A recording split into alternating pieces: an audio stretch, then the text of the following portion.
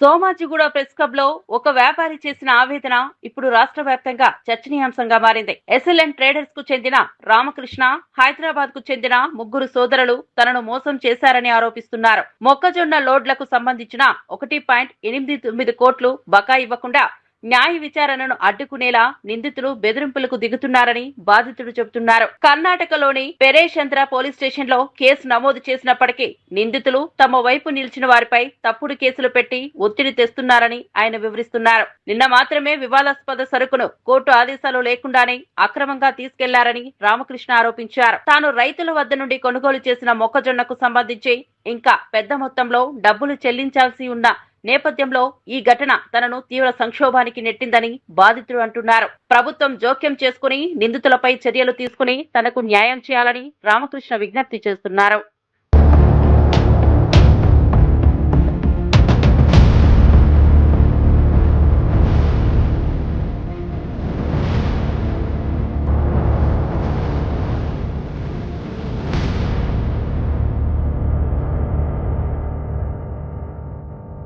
Somajiguda press club లో ఏర్పాటు చేసిన విలేకరుల సమావేశంలో ఎస్ఎల్ఎన్ ట్రేడర్స్ కు చెందిన రామకృష్ణ తనపై జరిగిన ఆర్థిక మోసాన్ని మీడియా ముందుంచారు.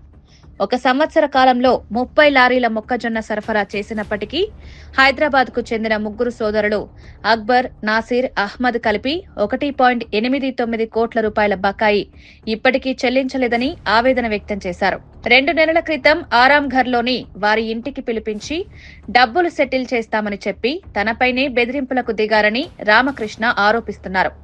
ఈ ఘటనపై కర్ణాటకలోని పేరేసంద్ర పోలీస్ స్టేషన్లో కేసు నమోదైంది.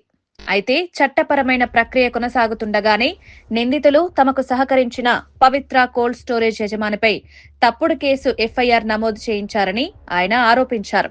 నిన్ననే కోర్టు పర్యవేక్షణలో ఉండాల్సిన వివాదాస్పద లోడును ఒత్తిడి తెచ్చి అక్రమంగా స్వాధీనం చేసుకున్నారని రామకృష్ణ తెలిపారు. రైతుల వద్ద ధాన్యం కొనుగోలు చేసి వారికి డబ్బులు చెల్లించాల్సిన బాధ్యత తనపై ఉందని, కానీ ఈ భారీ బకాయి కారణంగా తీవ్ర సమస్యల్లో పడిపోయానని రామకృష్ణ కన్నీళ్లతో చెప్పారు. బకాయి డబ్బులు రికవరీ చేసి న్యాయం జరిగేలా తెలంగాణ ప్రభుత్వం జోక్యం చేసుకోవాలి. ఇదే ఆయన వేడుకోలు. మాది ఎస్ఎల్ఎన్ ట్రేడర్స్ జొన్నల వ్యాపారము ప్లస్ మేము రైతులన్న. మేము ఇక్కడ హైదరాబాద్లో ముగ్గురు అన్నదమ్ములన.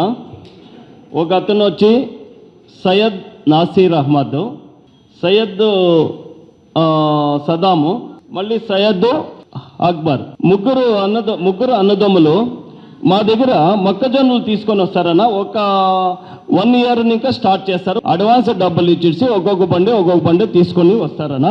తీసుకొని వచ్చేసి ఏం చేస్తారు, 2 బండ్లు తీసుకొని డబ్బులు ఇస్తా తీసుకుంటా ఏం చేస్తారు, సరుకు నమ్మకం పెంచుకుంటారన్న.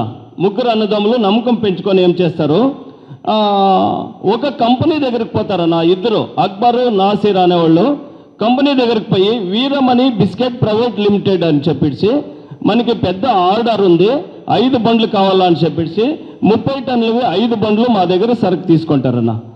30 టన్నుల వాల్యూ వచ్చి 1,30,00,000 ఇంత సరుకు తీసుకొని వచ్చి ఏం చేస్తారు, వీళ్ళు ఆ కంపెనీకి దించకుండా సొంతం ఎత్తుకొని వచ్చి పవిత్ర కోల్డ్ స్టోర్ ఇక్కడ కొత్తపల్లి కోల్డ్ స్టోర్లో వాళ్ళ పేరిట్లో దించుకుంటారన్న. దించుకొని ఏం చేస్తారు, సరుకంతా మొత్తము అమ్మేస్తారన్న.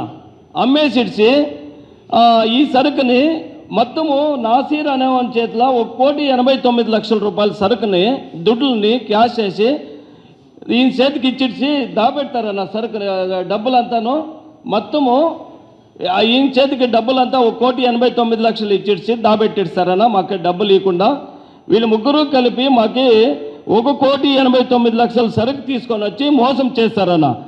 మేమేం చేస్తాము, వాళ్ళ ఇంటికాడికి వస్తామన్న.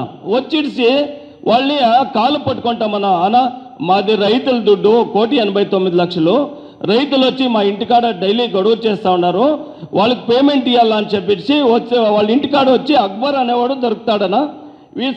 వీడు నాసీర్ అనేవాడు ఉంటాడు ఇంట్లో. మేము వచ్చి వాకిలు తెట్టున్నాను, వాకిలు తీయలేదన్న. అప్పుడు ఏం చేస్తాడు, ఈ అక్బర్ అనే అతడు వచ్చి నన్ను రానా వస్తాడు, ఎక్కడో పోయినాడు, టిఫన్ చేపించుకొని వచ్చేప్పటికి ఏం చేస్తాడు, వీడు వాకిలిలో అవతల బీగం వేసుకొని ఎస్కేప్ అయిపోతాడన్న. లాస్ట్లో వీడు అబద్ధం సాయంకాలం 10ంటికి సాయంకాలం మేము నలుగురు మనుషులు వచ్చి ఆ కాళ్ళు పట్టుకుంటామన్నా, రైతుల దుడ్డు మాకు దుడ్లు ఇవ్వండి అని చెప్పి అడుక్కున్నాను.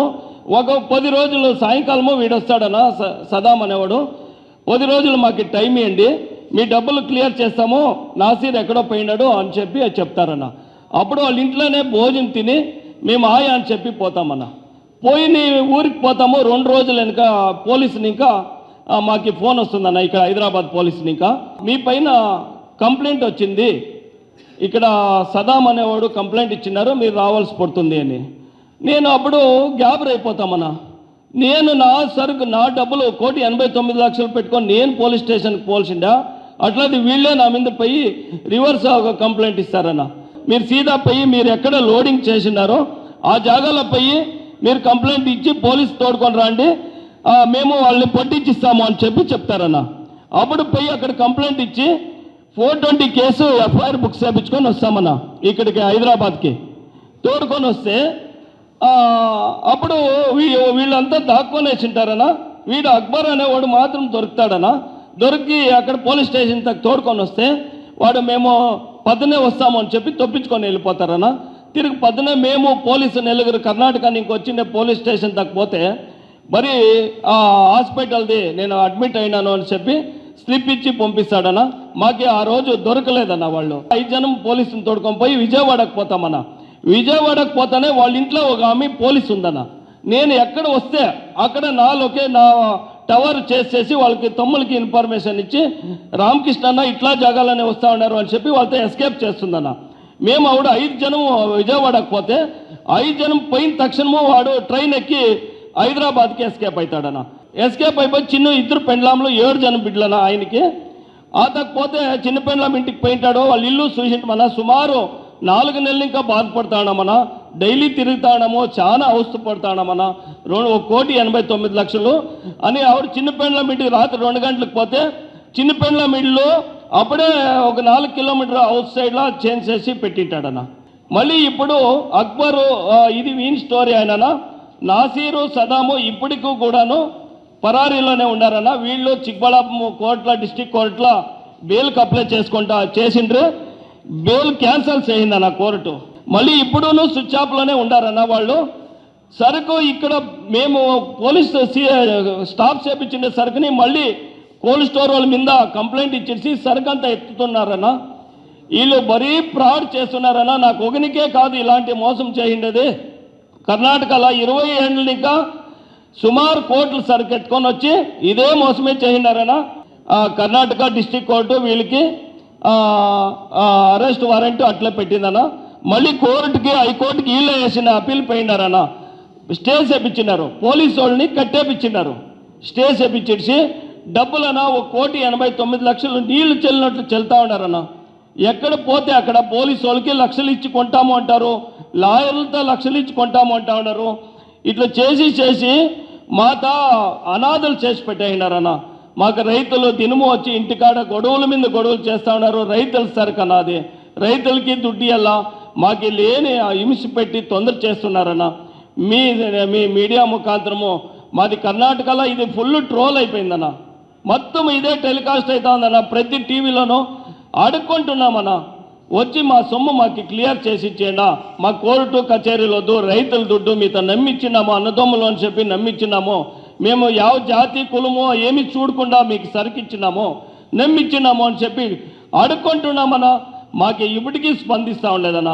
చాలా కష్టంలో ఉన్నాము.